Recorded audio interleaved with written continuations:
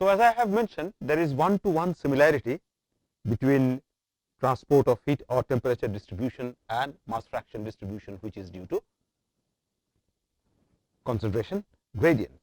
Now, chemical similarity therefore which talks about the similarity of concentration profiles is similar to the distribution of temperature, and we can therefore accordingly define that chemically similar are those systems in which concentration difference, again the difference what comes exactly the same way we have defined in the context of thermal similarity, in which concentration difference at corresponding locations and corresponding times bears a fixed ratio. So, if I say that concentration in terms of C minus Ci, say some C infinity value with reference in the model to C over C infinity in the full scale, and I would say this should come out to be some constant is equal to, in which C may represent the concentration of any species.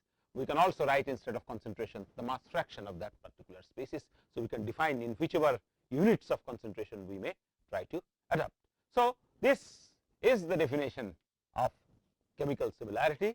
Concentration difference, ratio of concentration difference at corresponding points and corresponding locations are identical, and exactly the same way this is going to be achieved when we have mass transport because of, so we say mass or molar flux. So, N conduction or N diffusion model, N diffusion full scale is exactly is equal to N convection model by N convection full scale is exactly is equal to N convection N dot reaction model N dot reaction.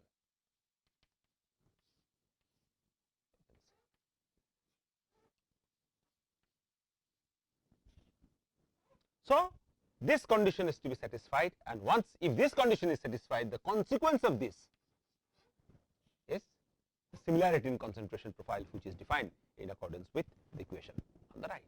Now, we must understand that it is very difficult to satisfy this particular equation, particularly because of the involvement of this particular term which talks about the mass transport because of, or species distribution because of chemical reaction, because we know that the rate of chemical reaction depends on temperature. So, therefore, if we are talking about first geometrical similarity, then dynamic similarity, then we have made similar systems thermally similar.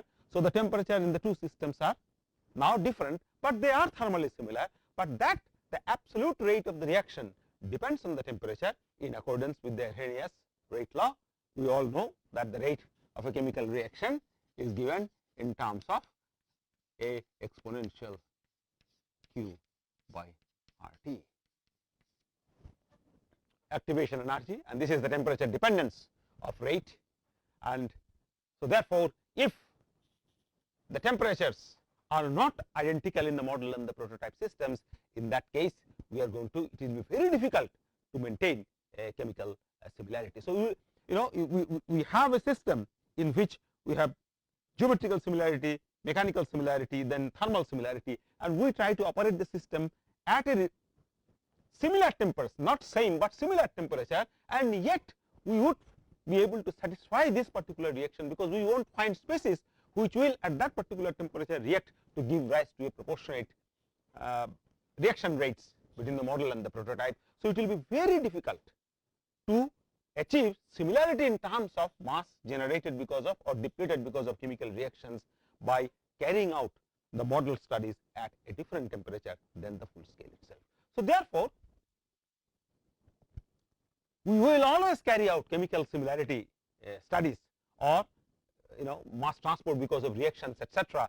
in the system with regard to a small version, but the exact system itself. Suppose if you are talking about sulfur concentration or oxygen concentration in an oxygen steel making system, maybe we have there we are going to talk about that the system is small, but the temperature is exactly identical to the temperature in the full scale system, because at that particular temperature we are going to get a representative value of the reaction rates. So we make this conclusion that look, chemical reaction is going to be very difficult to satisfy in water models or in reduced scale models, where we are talking about various kinds of similarities. We will not find reactions which will give us representative rates at a corresponding at the corresponding temperature. So therefore we are going to never study chemical similarity or rate of reactions through a different system rather than the representation of the actual system itself. So therefore again we must see that we are talking about the order is right, because we have said geometric similarity, then is dynamic similarity, then is thermal similarity, then is chemical similarity, because chemical similarity, chemical or mass transport will depend on the absolute temperature, as well as it will depend on convection, which is the fluid flow part. So therefore only when we can talk about fluid flow, only when we talk about thermal similarity or the role of temperature in the system, then only we can possibly talk about the chemical similarity in the system. But we understand at the end that it is going to be extremely difficult for us to carry out any chemical similarity studies. Therefore in reduced scale modeling studies we will do fluid flow studies, mechanical similarity, we will do even thermal similarities, even though there are some problems in thermal similarity also, but never ever we are going to carry out chemical similarity. Now having said so much about the principles of physical modeling, let us now look at the issues of, there are several issues we want to first see as a choice of scale factors.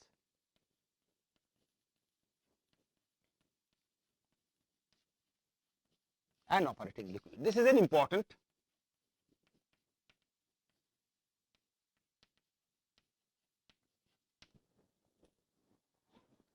I have already mentioned that scale factors will typically vary. It will be greater than 0, less than equal to 1. So the modeler has an option to go for a scale factor of 0.2, 0.3, 0.4, whatever is convenient. And as I have mentioned that if you try to build up a full scale system, in that case it is going to be prohibitively expensive, it will be difficult to operate also, you will require more space, more material, etc. So full scale modeling in laboratory is perhaps not justified. Of course many steel plants do have in their R&D research and development laboratories, they have full scale models in the reactor, because there the space and resources are no constraint. But in laboratories we would like to have a reduced scale model. Now whether to go for a small scale model or a relatively bigger scale model. By small scale model I am talking about lambda values of the order of 0.2, 0.3. A relatively bigger scale model I am talking about scale factor is equal to 0.5. Now in selecting the scale factor, one important thing we must remember, that we need not disturb the flow regimes or misrepresent the flow regimes. For example, we know that in ladles, for example, or in tun dishes the flow are turbulent. Now if you take a very small minuscule size of a tun dish and try to do the experiment, what happened is, because the scale is so small, in that case we may see that, well, the flow rate is also going to be small, and as a result of which velocity and velocity as well as the length scale or the dimension of the system be so small that the Reynolds number in the system is going to be not very large. So therefore we can say that we have to choose such a scale factor that the characteristics of the steel making system is preserved well. Now we must understand, for example, we have, if we are talking about a ladle filling operation, for example, in the ladle filling operation we have velocities of the order of 10 meters per second. On the other hand, if we talk about tun dish, for example, we have velocities of the order of centimeters per second. Thumb rule is, larger is the intensity of the system, you can go for a relatively smaller size systems, because in smaller size system also, because the pouring rate is very large, the velocity is very large. So therefore what we can see, this arrow should be otherwise, this should be, it goes like this. Yes. So when the scale factor, well, in systems where we have very large velocities or reasonably large velocities, in that case what happens, even if we go for a reduced scale, small scale model, we are going to see that the turbulence characteristics of the system is going to be preserved. On the other hand, when we are talking about velocities as such in the full scale system is very, very small, okay, of the order of centimeters per second, in that case we cannot afford to go to a very small size, because in that case the turbulence characteristics or other characteristics of the system are going to be totally lost. So, as a thumb rule, I would then conclude that if the system under consideration has got reasonable intensity of stirring, okay, of the order of meters per second, go to a scale factor, select a scale factor about 0.3, 0.3 to 0.3. On the other hand, if you are talking about systems where there are intensity of fluid motion as such is going to be very, very small, so you can use. So, I would say BOF, then ladle filling, these are the operations where we can go, and maybe tundish, gas stirred ladles. These are the systems in which you should go, maybe 0.4, 0.5, something like that. Operating liquid. Now, as I have mentioned to you, that we have decided that we are going in reduced scale models, we are going to use most of the time water as the representative fluid, because of certain conveniences which I have already listed to you. So, having said that we are going to use water, we understand that we can only respect Froude number and not Reynolds number, because of the similarities in the kinematic viscosity. Alternatively also, if we assume that in metallurgical systems, steel making systems per se, forget about water modeling or anything, if you look at the steel making system and if you make this assertion that steel making systems are going to be dominated by the inertial and gravitational forces, actually the bulk flow in the system is dominated by inertial and the gravitational forces, that means steel making systems are essentially Froude dominated, then the definition of Froude number, as I have shown you, is characteristic velocity square by GL, and it does not talk about any dependence on the fluid properties. So, therefore, if the system, if the phenomena under consideration is governed by Froude number, in that case we can say in principle that look, we can use any liquid whatever comes to our mind, but mind that the condition which is present in the system need not be disturbed by choosing any kind of fluid. For example, if I use a highly viscous plastic sort of a material to flow in a tundish, in that case the flow regimes in the tundish is going to be laminar, okay, because turbulence is going to be very difficult to generate in such systems. So, when I say that any kinds of fluid in principle is possible for Froude dominated system, this essentially implies that we are going to use any of those fluids which does not disturb the flow regimes in the steel making unit system. So long as that condition is satisfied, in that case we have no problem, we can go for water, we can go for Wood's metal, we can go for mercury, we can do anything we want without, provided it does not disturb the fluid flow condition itself.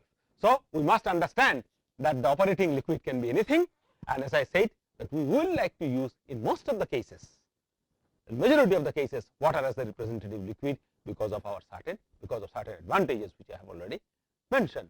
And when I say water, in that case it is understood that we are talking about only one similarity number characteristics which would govern the process, and invariably the choice would be in favor of the Froude number itself. The second point that I would like to talk about is the limitations of water model. It is not that we can solve all problems or address all problems through water model. I have already mentioned to you that modeling, the word model, as I will again explain in the context of mathematical modeling, it means certain approximations, certain assumptions, and as I have indicated to you that in building models, physical models, there are a lot of assumptions involved. We are not even able to simulate the correct geometry which develops during the steel making process because of wearing out of the nozzles, wearing out of the refractories, because of the deposition of solid metal on the refractory wall, our inability to simulate the nozzle geometries correctly. So, the physical model construction itself is with certain degree of assumptions. And secondly, I have also said that, well, if you are using water, in that case we cannot respect both the numbers unless of course the scale is the full scale model or full scale system.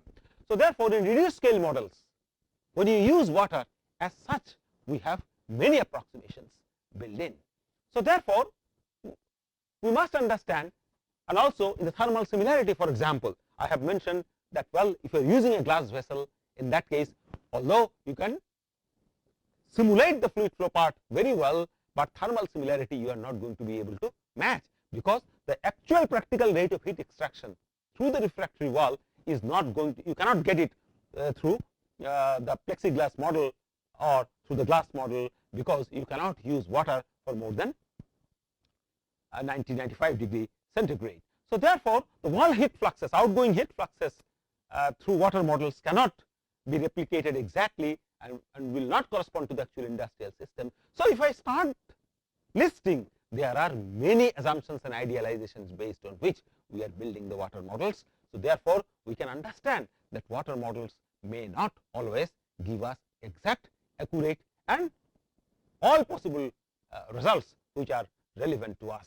And there, as I mentioned to you, that the insight of a modeler and experience will come out to be very, very handy. So as you keep on doing modeling, okay, as you become more and more experienced, you will be able to conclude based on your observations on an idealized situation that what would be the possible consequences in the shop floor when you have marginally different geometry or marginally different conditions and so on.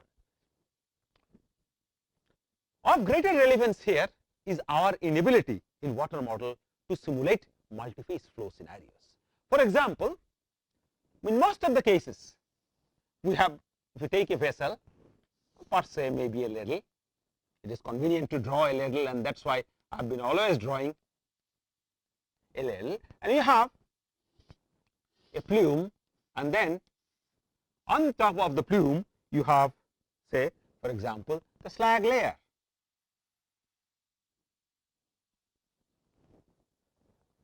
So the slag, it goes something like this.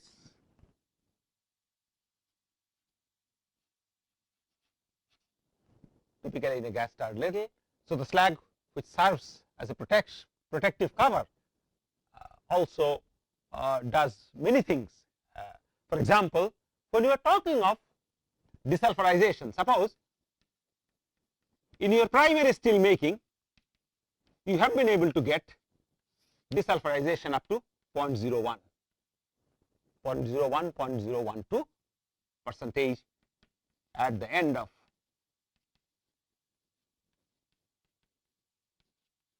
BOF process. Now you are talking about, say, this is your target final. So you will have to, now you have tapped the metal from the BOF, you have not been able to achieve the correct sulfur, and you have to remove further sulfur, and the possibility of removing further sulfur is in secondary steel making or in ladle metallurgy. Now desulfurization, as you all know, is a slag metal reaction. Okay, so you have sulfur sitting here in the metal, and you would like to go let that sulfur go to the slag phase, and that is essentially the desulfurization process. So therefore, in the ladle, what you do, in the ladle you blow argon at a typical high rate, and as a result of which the slag layer now gets disturbed, and you have droplets of slag forms. There is a continuous entrainment of the slag layer,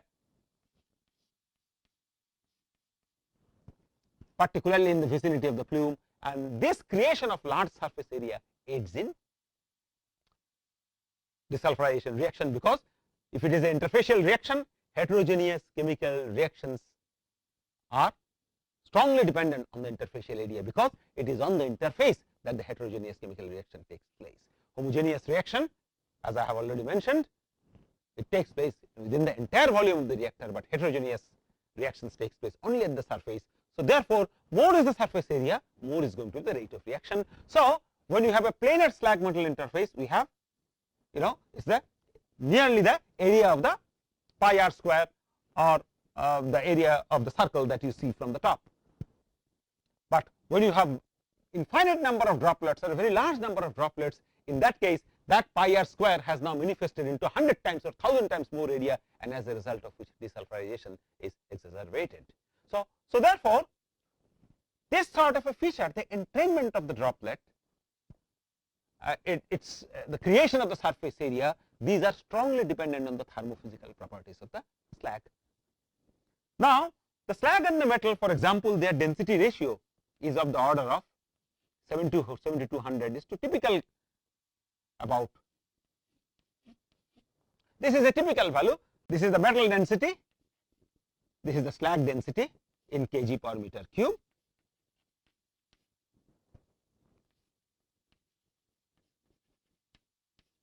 These are typical values. This could be 24500 or 2600 depending on the composition of the slag. Now, this density ratio is very difficult for us to achieve in the case of a laboratory scale water model, because in our case we have, this is fixed at 1000 kg per meter cube, because this is water. So therefore, we would like to have a liquid which is roughly about 400 kg per meter cube and so on. So it is very difficult to match the density ratio, to match the viscosity of the slag, to match the interfacial tension of the slag into a aqueous model or a water model system. So therefore, many of us have tried to investigate slag metal reaction kinetics by using oil or organic solvents. That is done in the laboratory.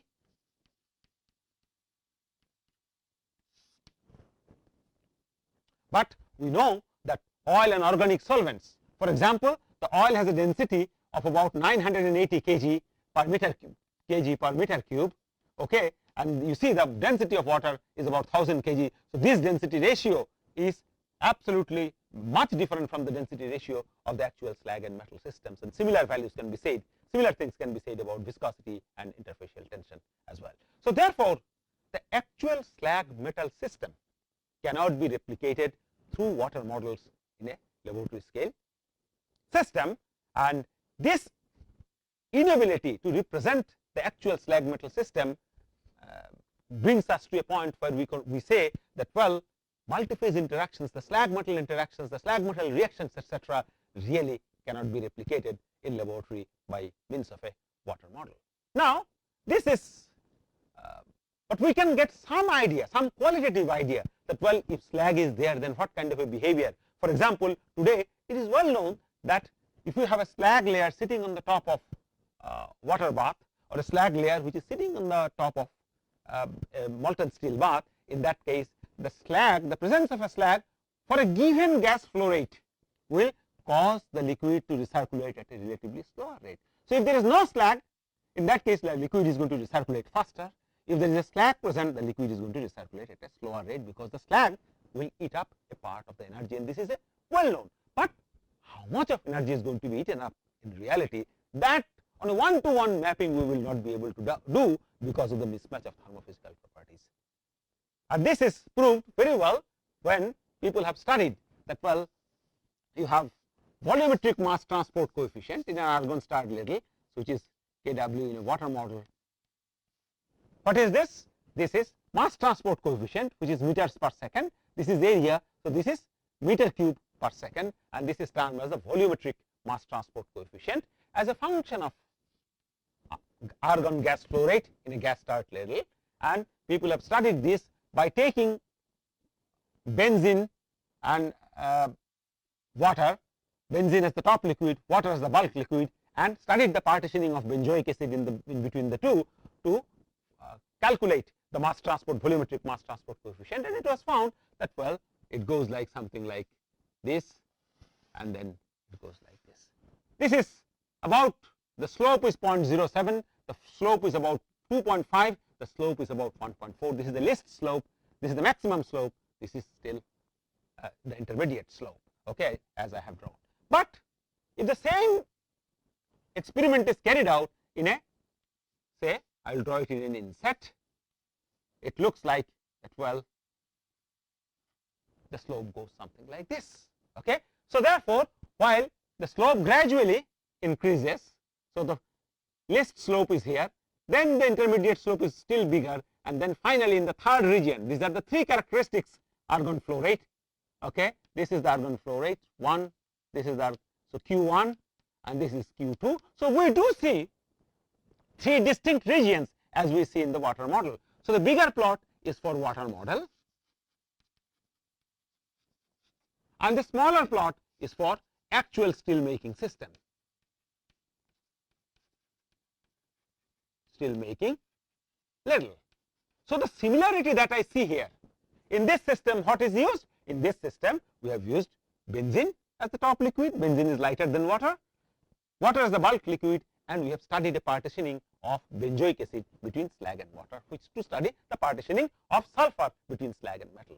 And this is the actual gas start system, where you have the slag, a basic slag, melt or the bulk liquid is steel, and we have studied the partitioning of sulfur as a function of argon flow rate. So what we see that yes, there are indeed two characteristic gas flow rates. This is also exhibited, but there is some gross difference between the behavior, because here what we see that the slope gradually increases, and the final region at the largest flow rate gives us the highest exponent. Okay, but here the slope increases abruptly in the second region, and then it slows down. So it is slower on the left hand side, it is slower on the right hand side, but intermediate gas flow rates have the most steepest dependence of volumetric mass transfer coefficient on Q. So there is some dissimilarity between these two graphs 1 and 2, even though the characteristic flow rates seem to be depicted to some extent, replicated to some extent in the water model itself.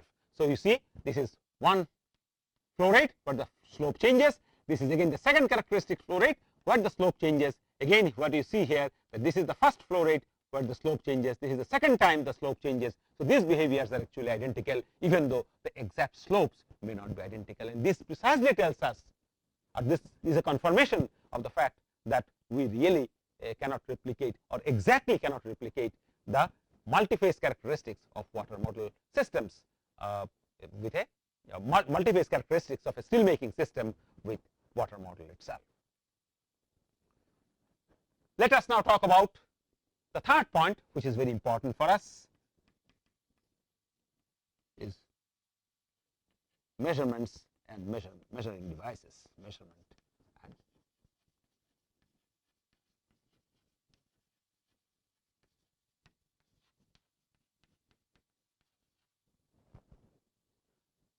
I have said that models and measurements are like friends. Okay, so without companion measurements, no model study is accurate, or no model study can give us any meaningful information, because we don't know even that whether the models are correct or not. The models are going to generate some number, and we have to physically verify that number with the aid of measurements. So modeling and measurements are true companion of a accurate or realistic investigation. Now, when we talk of measurements and measuring devices, we can talk this in terms of there will be one set of observations or equipments and techniques which are going to be used in water models, and we are going to use in high temperature system.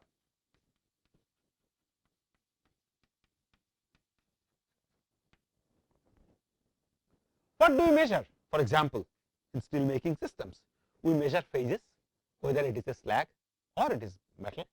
We can measure temperature, we can measure mass flow rate, we can measure activities or concentrations, we can measure weight through a load cell. So there are a lot of measurements which are carried out routinely in a steel plants. We must understand that measurement in steel plant is on a sustained basis is very, very difficult, because the probes capable of performing at high temperature, sustainable probes capable of performing at high temperature, are not readily expensive, and these are not readily available, and these are in some sense very expensive as well. So I will first talk a little bit about measurements in water models, and then we will identify the corresponding equipments and techniques in the actual steel making systems. Now, in physical model studies, measurements, we can do various types of measurements. The most important kinds of measurements is the observation of the flow pattern or flow visualization. Okay, so flow visualization, flow measurements, then measurements of mass transport coefficient, measurement of melting rates, and as I said that we will not like to do measurements on the full scale on the model system and scale it up. We may wish to carry out some measurements and some studies in the system without scaling up the results. We just want to get some insight of the phenomena. Okay, for example, I can put in a solid inside and study the dissolution of solid as a function of the gas flow rate and try to understand that if I increase the gas flow rate, then whether the dissolution of the solid, okay, this is a solid which is immersed into the liquid. If I increase the gas flow rate, whether the dissolution increases or not, I can study this behavior of dissolution on a fundamental scale without bothering that I would like to scale it up to the actual system itself. So many a times we do measurements, we carry out investigations, we do some representative studies in the physical models in order to gain useful insight of the process without considering that we are going to directly extrapolate the result to the full scale system itself. So we can, various types of measurements are actually carried out, and I am going to briefly talk about first the flow visualization. Now flow visualization, because we are using water, we are using a plexiglass model, so therefore this is of great advantage to us that we can physically see that what is the flow pattern. We can understand that which are the regions where the flows are very strong, which are the regions where flow is weak, how the flow is circulating or recirculating in the system, which are the regions where dead volumes are present. So all these features can be carried out by studying or visualizing the flow itself. How do we visualize flow? We can add some tracer elements into the water. What could be that tracer element? That tracer element may be a coloring agent, for example potassium permanganate. If you drop 1 spoon of potassium permanganate into water from the top, you will be able to see how the potassium permanganate disperses in the system, giving you an idea the overall flow pattern in the system itself. In some localities you can inject potassium permanganate and then see that how does the velocity. For example, I can take a syringe and through a syringe I can inject in this particular region to find out that whether the flow near the wall is vertically downward or the flow near the wall is vertically upward. So visualization of the flow and flow pattern is very conveniently done by tracer injection. Also we can take neutrally buoyant particles. For example, we have glass spheres, very tiny glass spheres which are of the micron size, and if we add those particles inside, in that case the particles follow the streamlines of the fluid and then give you the recirculating pattern. So therefore, if you can illuminate the system properly, you can take a camera and capture the movement of those glass particles, tiny glass particles, micron sized glass particles in the system, and then look it on the computer screen or on the TV screen and find out that what is the overall flow pattern in the system. How do you measure the flow? Okay, this is the qualitative part. Flow visualization is the qualitative part. Now we are talking about flow measurements. We have various types of measuring equipments as far as water modeling is concerned. We must understand that there is no way you can see the flow pattern in the steel system, okay, because steel is opaque, so you really do not know how the flow is going on, and that we have been able to create a representative physical model. So since we have respected geometric similarity and dynamic similarity, that mechanical dynamic and kinematic similarity conditions are fulfilled between the model and the full scale. So therefore we can understand that the flow pattern that we are going to see in the model system is going to be exactly the same flow pattern in the full scale system. But I mention or repeat again that there is no way that we can find out what is the flow pattern in the system. Similarly, there is a very little scope of measuring the velocity in the full scale system also. We can maybe with great difficulty measure at one location, but if I am talking of a huge vessel which is 3 meter by 3 meter, and then at every point measuring the velocity is going to be very, very difficult. On the other hand, I can say that there are many equipments which we can use to map the velocity field in a water model system, and most important today are called the PIV, particle image velocimetry. Of course, we have laser Doppler velocimetry also, LDV, we have hot film anemometer also, HFA, and these are the common. This is an old technique, so that's the way the development took place. So presently, very few people would be using hot film anemometer, particularly for our kind of a system, because these are all point by point measuring techniques, which essentially tells us that we'll measure point by point. On the other hand, PIV, we can have a two-dimensional PIV or a three-dimensional PIV, and with the three-dimensional PIV, we can map a plane in one shot, or we can map the three-dimensional flow pattern in the system in one go. So this is a very quick method of mapping the entire flow field in the system very quickly. For laser Doppler velocimeter, for example, you have to take it from one point to another point to make the measurement. So you have to move the equipment up and down or in this particular direction in order to find out and the velocities of the location, and you can imagine how many such planes are going to be there.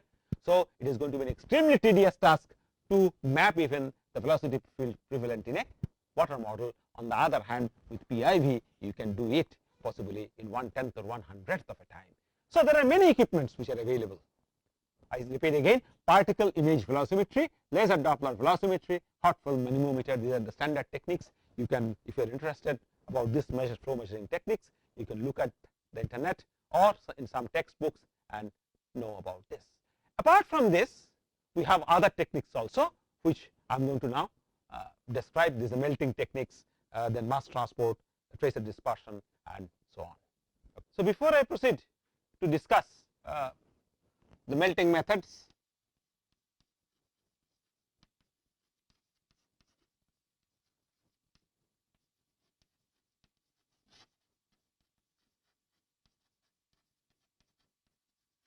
weight loss method,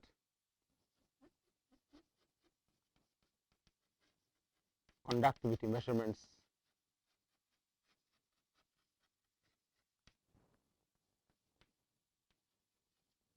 pH measurements,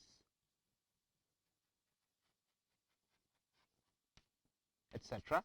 Let me talk about, so before I will discuss this, but I want to talk about one probe which is called as a drag probe, that is used to measure the flow field or velocity at a location. I would not say flow field, it is a velocity at any particular location in a steel melt. So drag probe essentially implies that you take advantage of, this is CD into half rho v square into area. That is the drag force, and the drag force is related to the coefficient of drag, velocity, and area, which is perpendicular to the direction of the flow. Now there are standard drag probes which are immersed into molten steel bath. So if you have a drag probe which is connected to a strain gauge,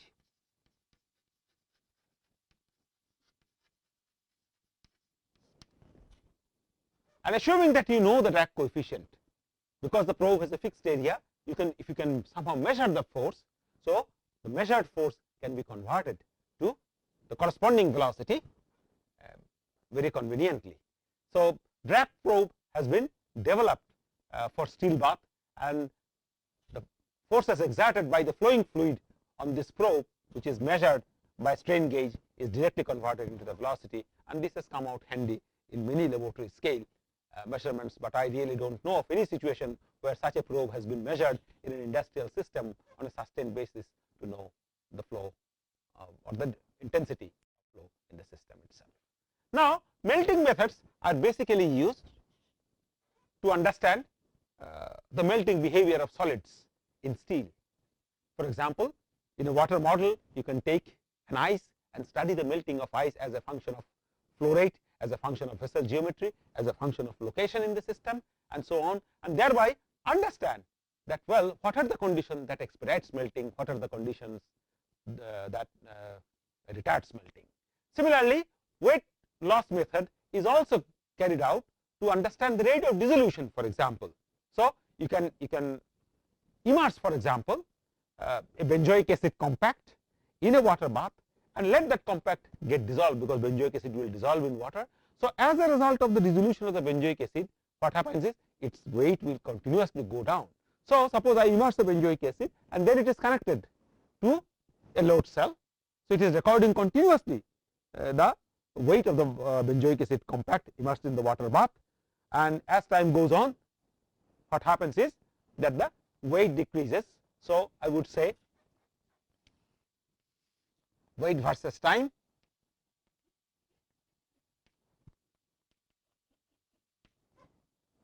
and then you see that the weight, I am just drawing it for the sake of convenience, maybe decreasing linearly, because as a result of dissolution of benzoic acid in the bath.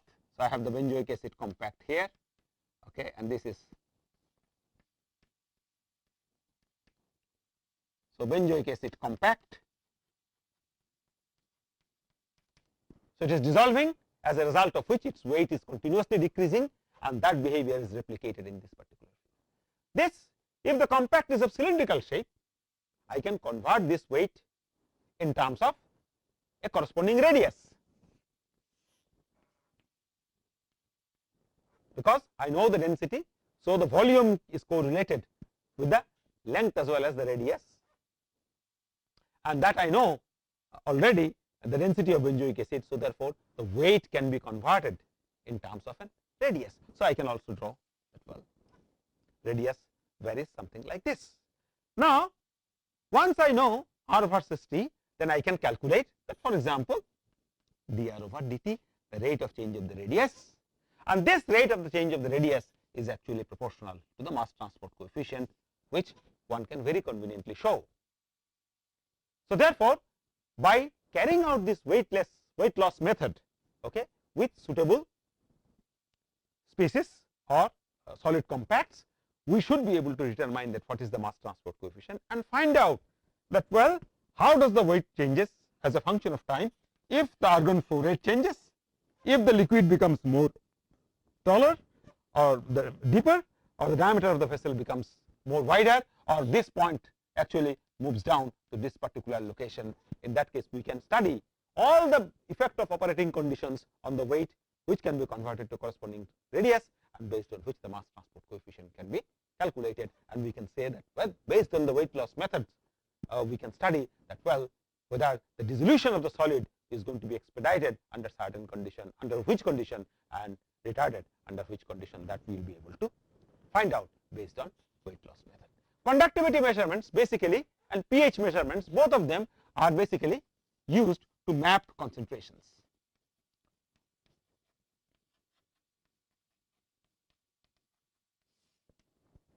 You remember I talked about the residence time distribution in the turn dish. So, in the water model, if I have a turn dish like this, the fluid is coming here. Now, I have injected a tracer here,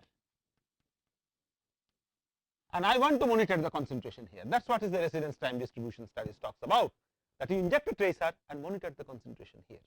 The bath is water, I have to inject a tracer here and monitor the concentration. How do I do it? So, suppose if I use sodium chloride as my solution as my tracer. So, sodium chloride is a ionic solid. So, lot of we will have higher conductivity as sodium chloride gets into this solution. So, if I have here a conductivity probe, that conductivity probe can give us direct information about the concentration of sodium chloride at the exit itself, and it will help us.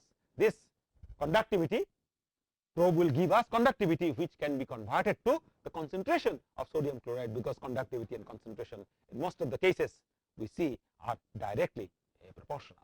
Also, it is possible to inject an acid, for example, here. Instead of a sodium chloride solution, we can inject acid if permissible, if it does not affect the walls of the plexiglass vessel, and then we may not use a conductivity probe, but we can use pH measurement probe, okay, pH measuring devices, and that can be there, and with this we should be able to find out that how much of acid is coming here, and as a result of that we should be able to find out that from the pH that what is the concentration of hydrogen and what is the concentration of acid. So, therefore, distribution of tracer or concentration profiles in the system can be obtained by. We also have a technique like electrical conductivity technique which is used, conductivity probes basically, which are used in two-phase flows.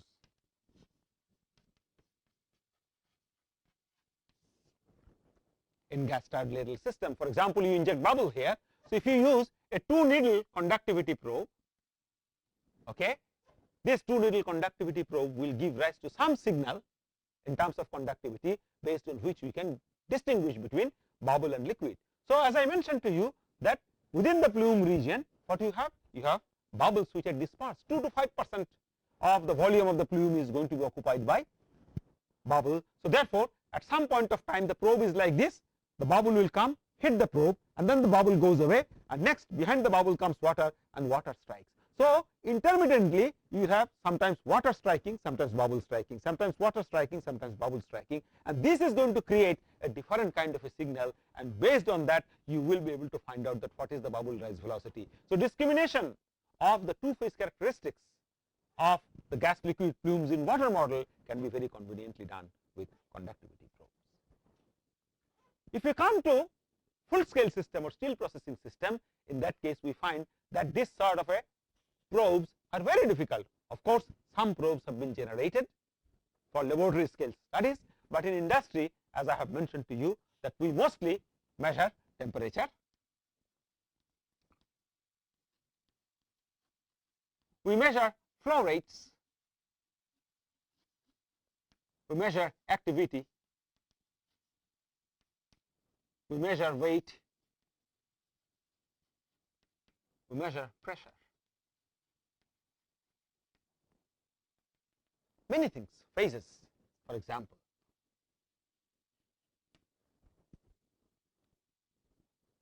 So, flow rates, for example, flow rates of argon which is coming, or flow rates of oxygen which is getting into the oxygen steel making converter, no problem, because this is outside the bath. The flow meter is not going to be exposed to the environment, a steel making environment. It is going to be away from the reactor. So, therefore, measuring flow rates is absolutely no problem. It is going to be similar to what we have done in the case of water models. For example, you can use rotometers or orifice meters in order to calculate or know the flow. Activity, for example, if you want to find out that what is the activity of iron oxide in the slag, in that case you have to collect the slag sample. So, there direct intervention with the melt comes into play, and therefore, you can use, for example, some kind of a probe, Celox probe, for example, which you can immerse it. It can give you the temperature and it can give you the activity of oxygen simultaneously, based on which you can calculate the iron oxide content of the slag itself. But note that since now your probe is going to be intervening with the high temperature system, you may use it only for once, and then for the second time if you wish to measure it, you have to use a separate probe itself. So, the issue of repeated usage becomes a very big problem. Weight, what typically we do? Weight we measure by putting material in the load cell. So, we have load cells which are available to us. On the base of the tundish, the load cell can be there, and this can monitor continuously the rate of change of weight in the system. We have pressure transducers or accelerometers are also there. We can find out the vibrations, for example.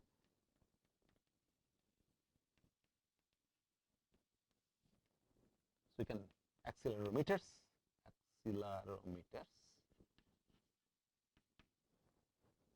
We have laser devices are also there, as I have mentioned to you, that we have a laser gun that senses the height of the melt surfaces.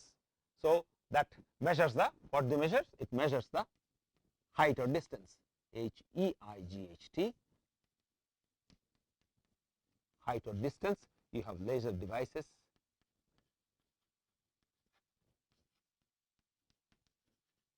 So, there are devices which are non-intervening with the liquid metal system. So, for those we have no problem, they will last for long, but those which will directly intervene with the molten steel, for example, temperature. Okay, if you want to measure the temperature, the probe has to go inside the melt itself, and in that case you may have a problem, because the probe may not function properly at that particular temperature. It may give erroneous results, it may become faulty, it may develop cracks and other things. Lot of problem can take place really at high temperature system. So, using of probes to measure temperature, activity, etc. on a sustained basis. Of course, temperature can be measured through non-contacting devices also, like optical or radiation pyrometers. But if you use an immersion thermocouple type of a device, in that case you have problem because you are interacting with the melt itself. So I would not like to say anything beyond that. Now I would like to talk about the next important part of modeling, which is the mathematical modeling. But before we proceed, I would like to very briefly summarize whatever we have done in the physical modeling section. So I told you that there are some principles which you have to respect, or some similarity criteria which you have to respect in order to make physical models. And in this I have explained to you that geometrical, mechanical, thermal and chemical similarities are important issues. Now geometrical and mechanical similarities will always be satisfied. There is no problem about it. But in reduced scale models, I have told that it is really going to be difficult, particularly when you use water as the representative fluid to satisfy all the numbers.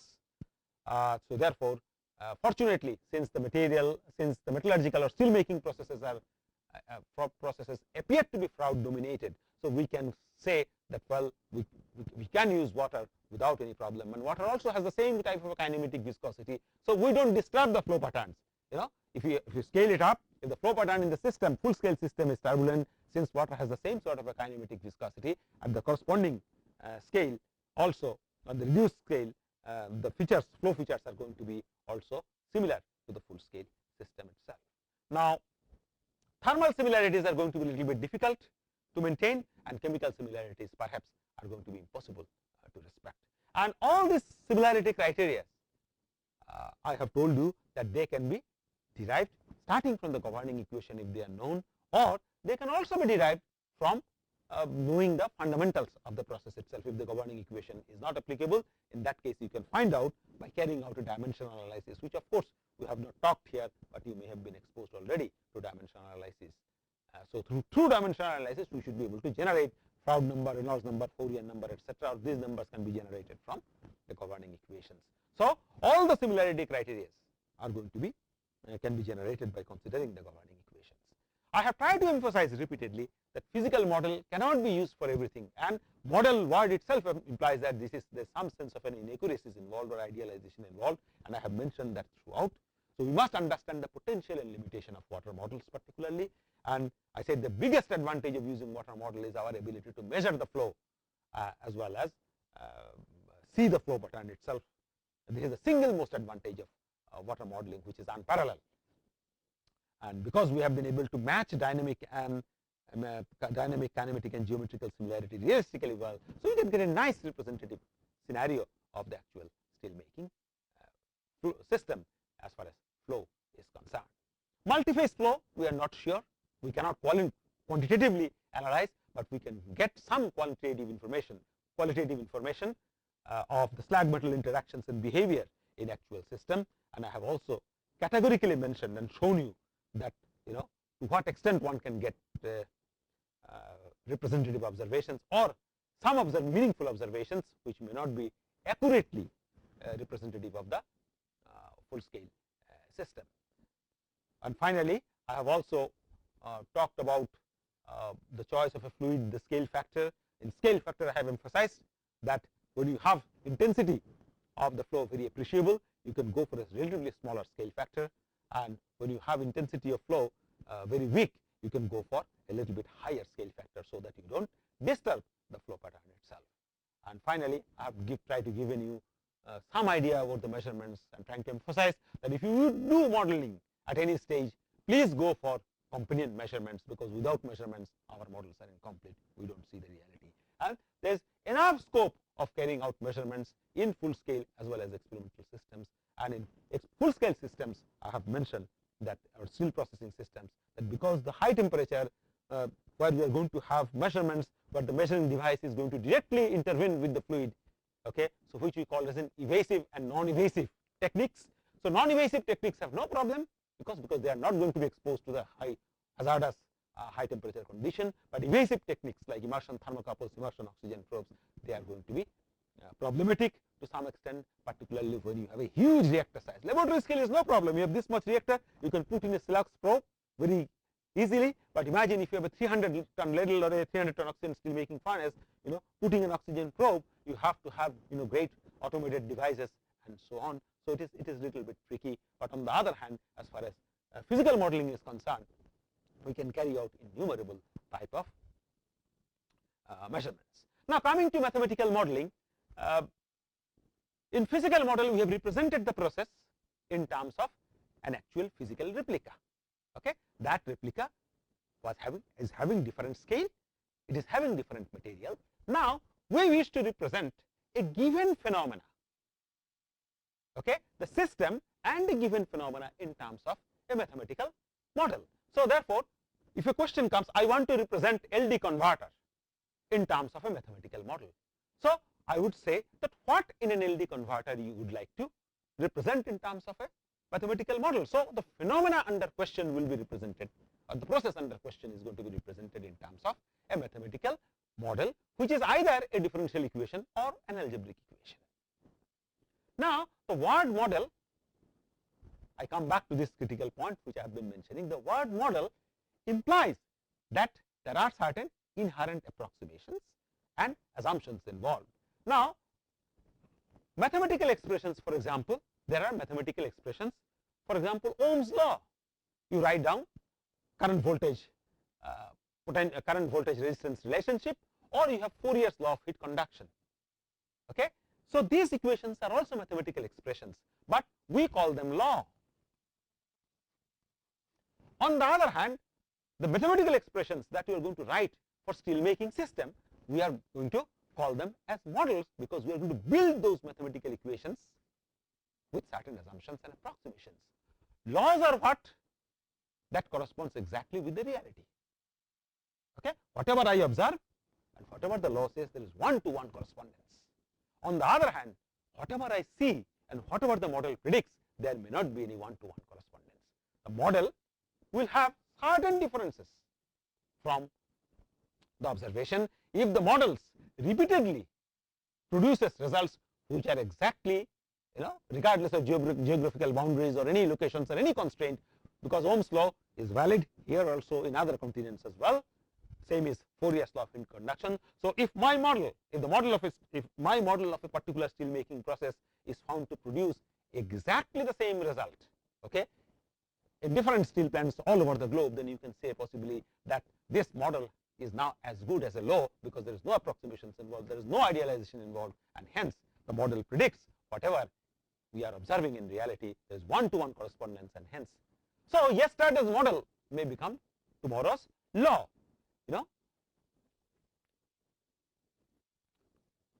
So what do the models do in steel making? What is the purpose? There are various jobs the models do. The models can carry out through models process analysis and design. This is one job of analysis and design. We can do process optimization.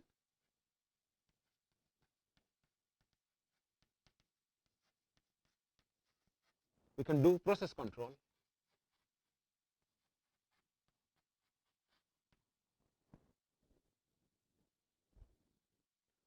And we can artificial.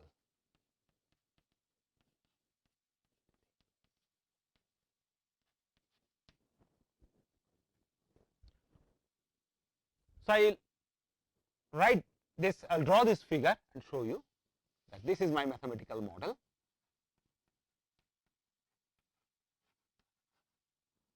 So this is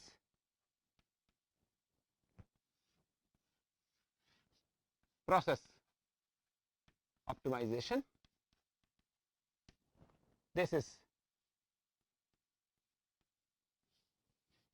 process control. This is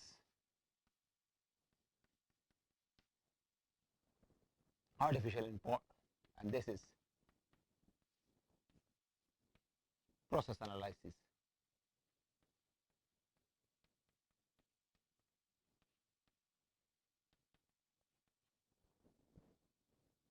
Process control.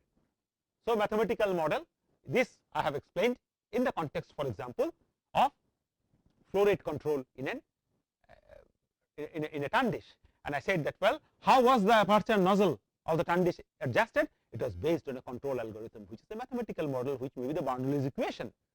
So that equation correlates with the opening of the aperture and the flow rate and adjusts or controls the movement of the motion. So therefore, process control models are going to be models, mathematical models, which are going to use for control, and these models are going to be very, very simplistic, because you have to perform the model, or the model has to perform in very small amount of time or in a realistic time frame. During rolling, the roll gap is to be changed dynamically. What controls it? There are control algorithms, there are control mathematical models that do it. Process optimization. So this is process control is done in an online fashion. It is interacting on a one-to-one basis in real time frame. Process optimization, process analysis and design are done in an offline fashion. So I can optimize the process sitting in my laboratory and tell that, well, you change the flow rates, you change this, you change that, and then you get an optimum condition itself. Similarly, process analysis and design, this all can also be done in the case of in an offline fashion, and I can say that, well, what should be the ideal L by D ratio for your plant, what should be the capacity of the ladle for your plant, all these sorts of design calculations I should be able to do based on solving some mathematical equations, sitting in the laboratory also, and my mathematical model can also interface with artificial intelligence and provide informations. So this mathematical model that I have here, as I mentioned, that it is either an algebraic equation or a differential equation.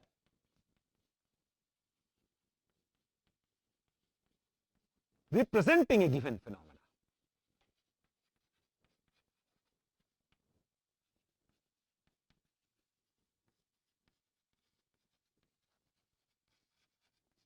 So unless and until I say that what is that phenomena, we cannot develop the model. Okay, we cannot formulate the algebraic equation or the differential equation. So merely saying I want to have a mathematical model of an LD converter is an ambiguous statement.